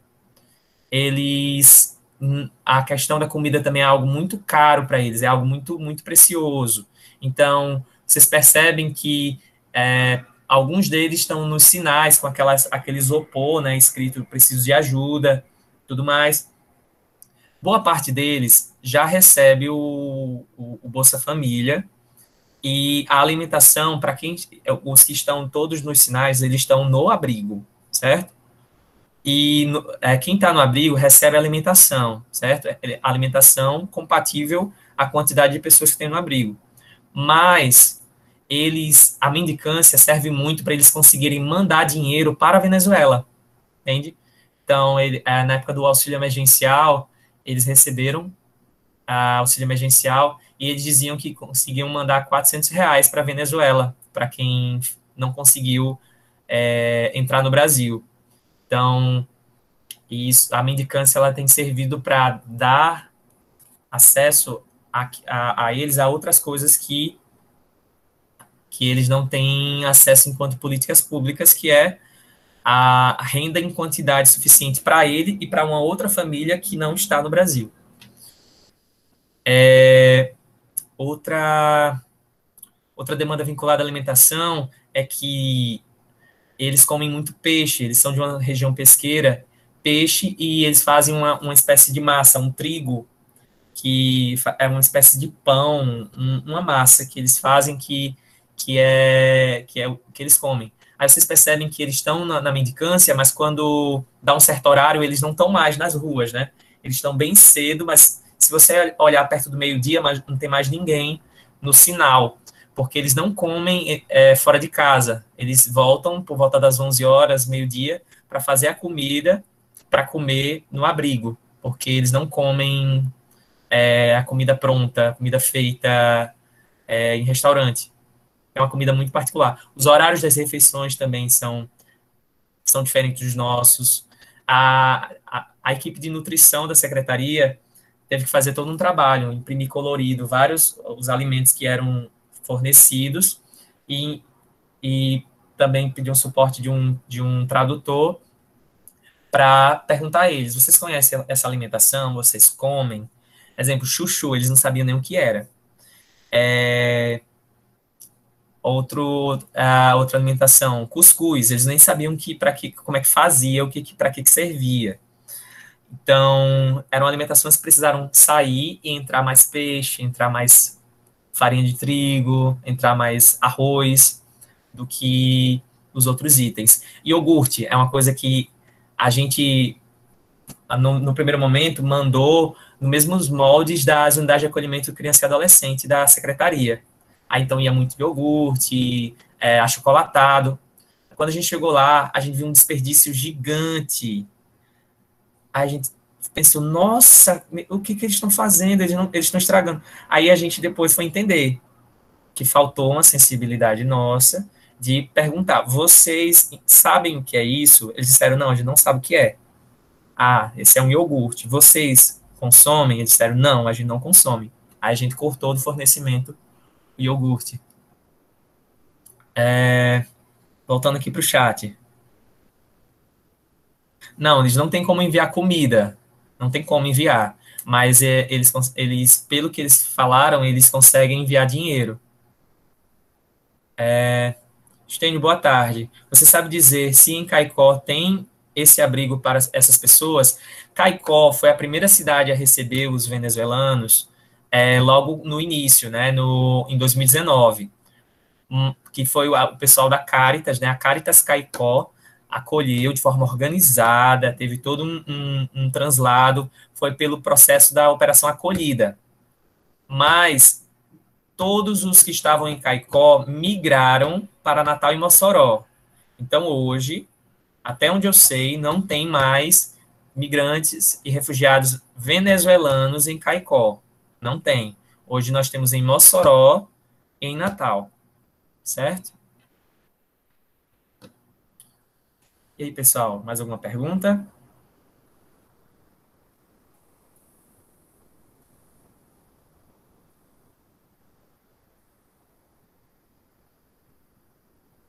Muito obrigado, Luciana. Alguma curiosidade sobre como é que se dá o processo do trabalho de relação com os órgãos internacionais, não sei, me façam perguntas.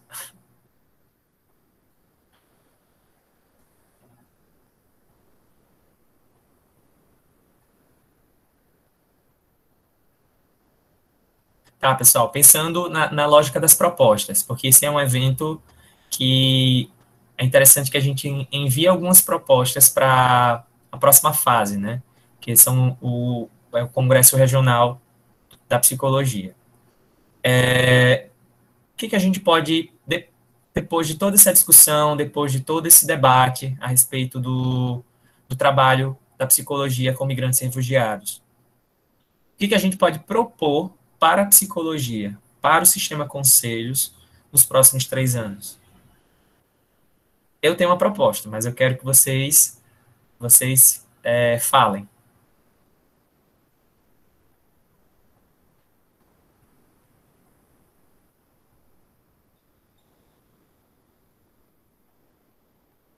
Bora lá.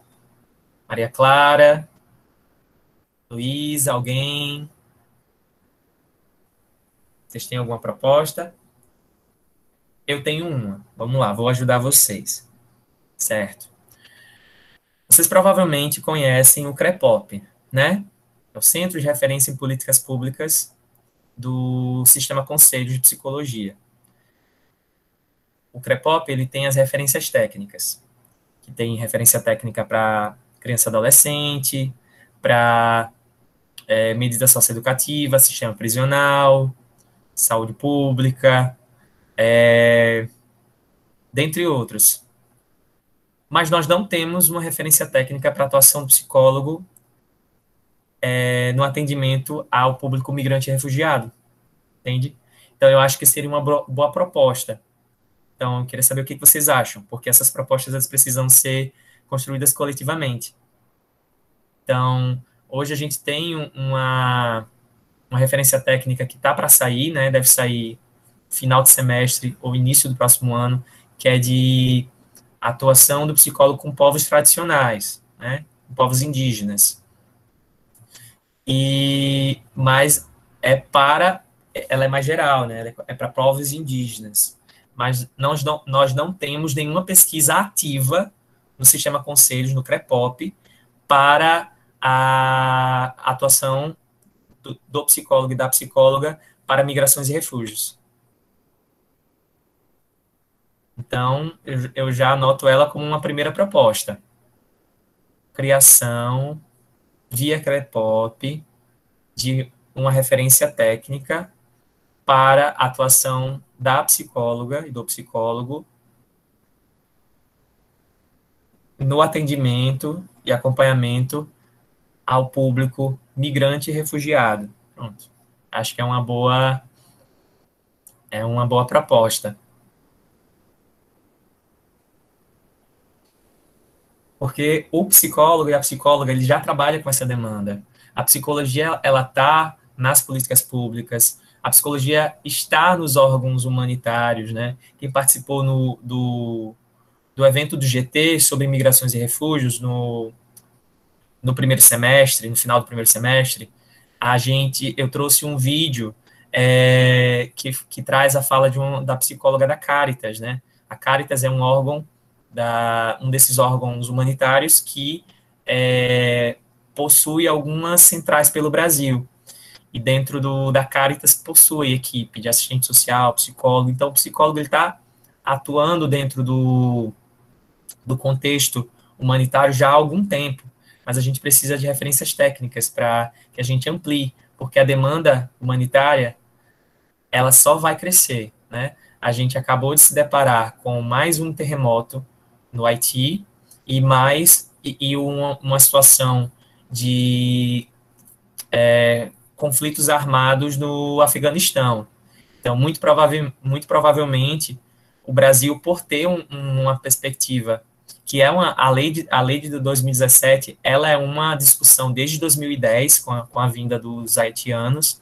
Então, é considerado uma das políticas para migrações e refúgios mais progressistas atualmente no mundo.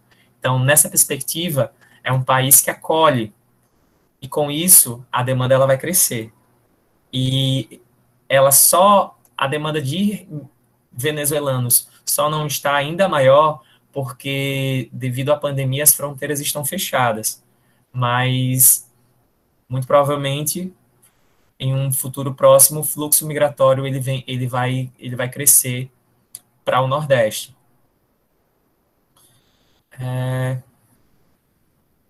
Ok, Maria Clara, muito obrigado pelas contribuições. Então, pessoal, a gente já está se encaminhando para terminar, certo? Antes de terminar, eu queria lembrar vocês de todo mundo assinar a lista de frequência, certo?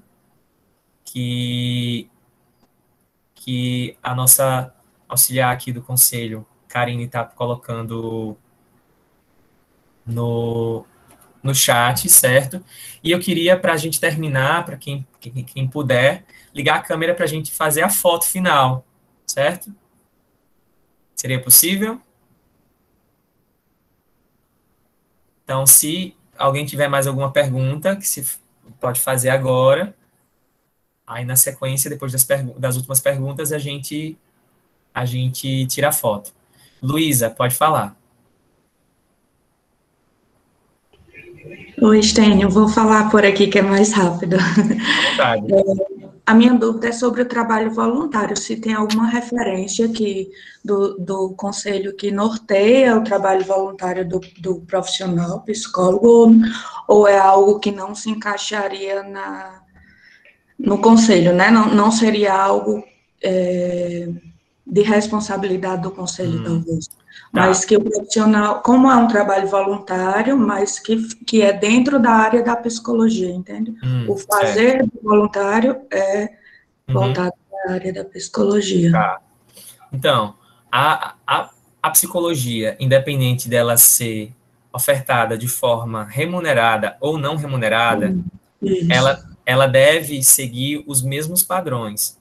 Não é porque é de graça que eu vou fazer menos ou eu vou fazer pior, certo? Então, se você atende na clínica particular, ganhando R$ 250 a sessão e atende bem determinado paciente, você vai atender com a mesma qualidade se você se disponibilizou a ser voluntário para atender uma pessoa vítima de um desastre ou um migrante que vem passando por sofrimento pelo processo de adaptação ao novo país, entende? Isso. Então, o que é orientado pelo Conselho é referente às questões éticas. Você seguindo todo o parâmetro ético, você não está descumprindo nenhuma resolução, certo? Sim. Não está descumprindo nenhuma resolução. Minha dúvida era referente a isso mesmo, se seguir os mesmos parâmetros éticos, porque, como você falou, né, independe de se é pago ou se é gratuito, o serviço deve ser feito com a mesma responsabilidade. Outra ressalva que o Sistema Conselhos traz em relação ao voluntariado é que o voluntariado em ações humanitárias, ela surge de forma em grande quantidade, só que muitas vezes o voluntário, ele não sabe muito bem, ele quer ajudar, mas ele não sabe o que ele vai fazer. E se ele não tiver uma noção do que fazer, ele pode atrapalhar mais do que ajudar, entende? Sim. Então, nisso, é interessante quando se há em situações, principalmente em grande quantidade de voluntários, que esse voluntariado ele aconteça vinculado a um órgão que já trabalha com isso, exemplo, uma Cruz Vermelha, um órgão como tem uma ONG chamada Fraternidade, que ela é de ações internacionais, tem dentre outras instituições que trabalham com voluntariado, mas que é um voluntariado organizado. São voluntários que passaram por capacitação, que tem uma missão aquela instituição, e também tem onde você se reportar. Não é um voluntariado aleatório, certo? Então, essas são as ressalvas que a gente tem para esse tipo de oferta de serviço. Certo. Ok, obrigada. Nada. Mais alguém tem alguma dúvida? Alguma colaboração? Não? Se não, vamos para a foto agora. Todo mundo ligando as câmeras, por favor. Vamos lá, pessoal. Cadê Ciro? Ciro, liga a câmera.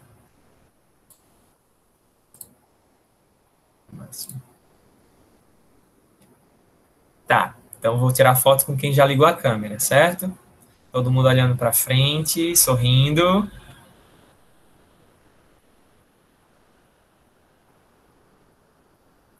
Foi. Ok, pessoal, muitíssimo obrigado.